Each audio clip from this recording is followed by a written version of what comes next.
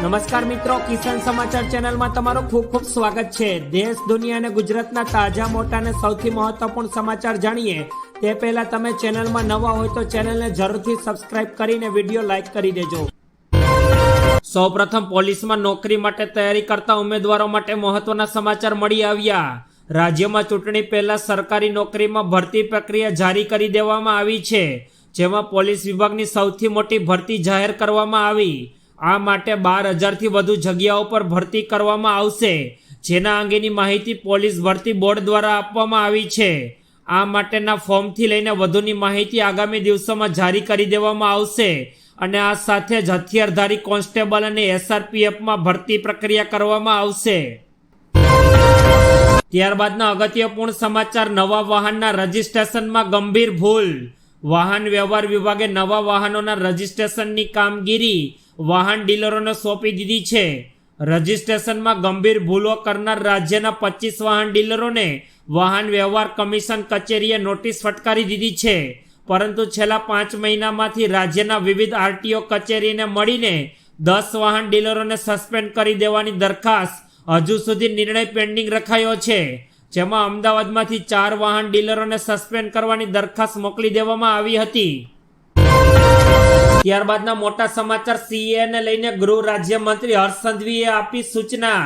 આગામી લોકસભાની ચૂંટણીની તારીખો થોડા જ દિવસમાં રજૂ થઈ શકે છે। આવી સ્થિતિમાં કેન્દ્ર સરકાર દ્વારા દેશમાં નાગરિકતા સંશોધન કાયદો CAA લાગુ કરી દેવામાં આવ્યો છે। કેન્દ્ર સરકારે આજે તેનું નોટિફિકેશન જારી કર્યું અને ગુજરાતના ગૃહ રાજ્યમંત્રી હર્ષ સંઘવીએ ટ્વીટ કરીને જાણકારી પણ આપી છે કે કોઈ પણ વ્યક્તિને CAને લઈને ખોટી અફવા ફેલાવશે તો તેની સામે કાયદેસરની કાર્યવાહી કરવામાં આવશે। આ કાયદો કોઈની નાગરિકતા છીનવશે નહીં। ત્યારબાદના ખૂબ જ મહત્વપૂર્ણ સમાચાર, ગુજરાતના બાળકોને લઈને ભૂપેન્દ્ર પટેલ સરકારનો મોટો નિર્ણય।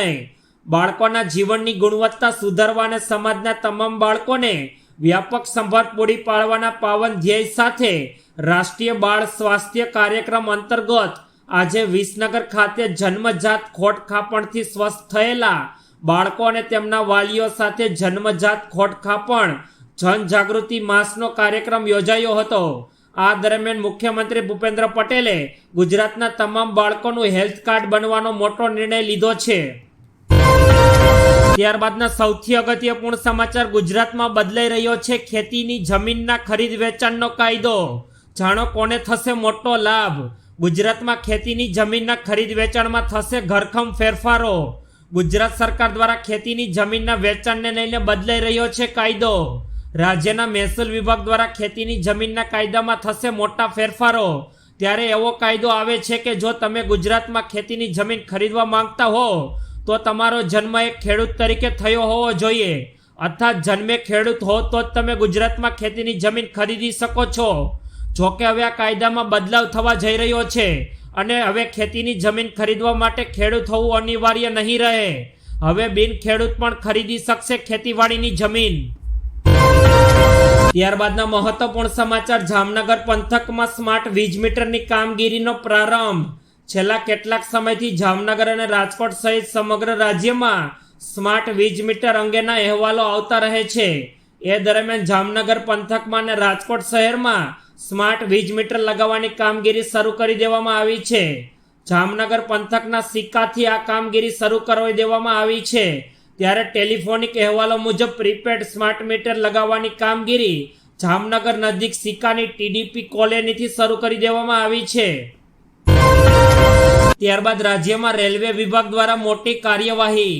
સલાયામાં આજે તંત્ર દ્વારા જૂના રેલવે સ્ટેશન વિસ્તારમાં છેલ્લા ઘણા સમયથી ગેરકાયદેસર દબાણો ખડકી દેવામાં આવ્યા હતા, તેવા દબાણો દૂર કરવામાં આવ્યા અને રેલવે પોલીસને સાથે રાખીને આજે 60 જેટલા દબાણો દૂર કરવામાં આવ્યા। તંત્ર દ્વારા ગેરકાયદેસર દબાણો કરીને બેસેલા લોકોને નોટિસ પણ આપવામાં આવી હતી, તેમ છતાં દબાણ ખાલી ન કરતા આજે JCBની મદદ દ્વારા તંત્ર દ્વારા હાજરીમાં પોલીસને દઈને દબાણો દૂર કરાયા હતા। ત્યારબાદ રાજ્યમાં સવારથી જ ગરમીનો પ્રકોપ શરૂ, જાણો શું છે હવામાન વિભાગની આગાહી। ગુજરાત રાજ્યમાં પવનોની દિશા બદલાતા ગરમીમાં વધારો થયો, જેમાં મોટા ભાગના શહેરોમાં તાપમાનનો પારો ઉંચકાયો છે। 8 શહેરોમાં તાપમાન 36 ડિગ્રીથી પણ વધુ નોંધાયું. તેમજ વડોદરા, સુરત, અમરેલીમાં 36 ડિગ્રીથી વધુ તાપમાન એક જ દિવસમાં નોંધાયું તથા રાજકોટ, સુરેન્દ્રનગર, મહુવામાં પણ 36 ડિગ્રીથી વધુ તાપમાન રહેતા લોકો ગરમીમાં શેકાઈ રહ્યા છે.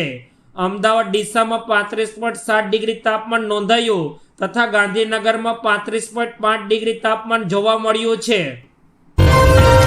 ગીરના જંગલમાંથી આવ્યા સૌથી મોટા સમાચાર. એશિયાટિક સિંહોને એકમાત્ર રહેઠાણ એટલે કે સાસણગીર અને આ ગીરના જંગલમાં એક એવી સિંહની જોડી છે જેણે પોતાનું 70 કિલોમીટરમાં સામ્રાજ્ય સ્થાપિત કર્યું છે. ગીરમાં ભૂપત અને સલમાન નામના બે સિંહની જોડી જાજરમાન અને આત્મવિશ્વાસથી ભરપૂર બે મિસાલની જોડી તરીકે ઉપસી આવી છે. પોતાના પરિવારનું રક્ષણ કરવા આ બંને સિંહ બરોબર જાણે છે. આત્મવિશ્વાસથી ભરપૂર આ સિંહની જોડી 70 કિલોમીટરમાં સામ્રાજ્ય ધરાવે છે. રાજ્યસભાના સાંસદ અને સિંહ પ્રેમી પરમિલા નથવાણીએ ટ્વીટ કરીને જાણકારી આપી છે. ત્યારબાદના ખૂબ જ વિશેષ સમાચાર. સુરત શહેરમાં રોગચાળો વકર્યો. સુરત શહેરમાં હાલ ભારે માત્રામાં રોગચાળો વકર્યો છે, જેમાં 7 વર્ષના બાળકનું કોલેરાથી મોત થયું તેમજ તાવ અને ઝાડા ઉલટી તેમજ મચ્છરજન્ય રોગના પ્રમાણમાં વધારો જોવા મળ્યો. ત્યારે રોગચાળાને લઈને આરોગ્ય વિભાગ પણ દોડતું થઈ ગયું છે તથા હોસ્પિટલમાં 10 દર્દીઓમાંથી 2-3 દર્દીઓને ઝાડા ઉલટીની ફરિયાદને લઈને સામે આવી છે. તાવ અને ઝાડા ઉલટી તેમજ મચ્છરજન્ય રોગોના કેસ સહિત વિવિધ રોગોના કેસ પણ સામે આવ્યા છે. તેમજ ચિકનગુનિયાના કેસ નોંધાતા આરોગ્ય વિભાગ દોડતું થયું છે. વધુ મહત્વપૂર્ણ સમાચાર. પાકિસ્તાન તરફથી ડ્રગ્સ ઘુસાડવાનું મોટું કાવતરું ઝડપાયું. ગુજરાતના દરિયા કિનારે ફરી એકવાર એટીએસ અને એનસીબીને મોટી સફળતા મળી, જેમાં ગુજરાતના દરિયા કિનારે વધુ એક ડ્રગ્સનો મોટો જથ્થો ઝડપાઈ ગયો છે. જેમાં ગુજરાતની દરિયાઈ સરહદમાંથી 480 કરોડના ડ્રગ્સ સાથે 6 પાકિસ્તાનીઓની પણ ધરપકડ કરવામાં આવી છે. જેમાં પોરબંદરથી 350 કિલોમીટરની દૂર મોટો ડ્રગ્સનો જથ્થો ઝડપવામાં આવ્યો છે. પાકિસ્તાન સરહદની નજદીક અગાઉ મળેલી બાતમીને આધારે પોલીસ દ્વારા કાર્યવાહી કરવામાં આવી હતી. ત્યારબાદના ખૂબ જ મહત્વપૂર્ણ સમાચાર. લોકસભાની ચૂંટણીને લઈને સામે આવ્યા. ભાજપ બીજી યાદી આજે જાહેર કરી શકે છે, જેમાં CACની બેઠકમાં ઉમેદવારોના નામ પર ચર્ચા થઈ શકે છે. જૂનાગઢ, ભાવનગર સહિત 3 સીટો પર અંતરિમ ઘડીએ નામ જાહેર થશે. તેમજ CM ભૂપેન્દ્ર પટેલ, CR પાટીલ અને બેઠકમાં હાજર રહ્યા. 11માંથી 4 થી 5 સીટો પર રિપીટ થિયરી અપનાવી શકે છે. ત્યારે 150 બેઠકના ઉમેદવારોના નામ પર ચર્ચા થઈ શકે છે.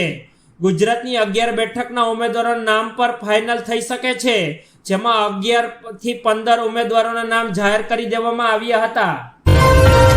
ત્યારબાદના દુઃખદપૂર્ણ સમાચાર. અરવલ્લીમાં હાર્ટ એટેકથી 23 વર્ષીય યુવતીનું મોત. રાજ્યમાં હાર્ટ એટેકથી વધુ એક વ્યક્તિનો ભોગ લીધો છે, જેમાં અરવલ્લીમાં હાર્ટ એટેકથી 23 વર્ષીય યુવતીનું મોત થયું. મેઘરંજના કબરોડામાં હાર્ટ એટેકથી યુવતીનું મોત થતાં પરિવારમાં શોકનો માહોલ છવાઈ ગયો.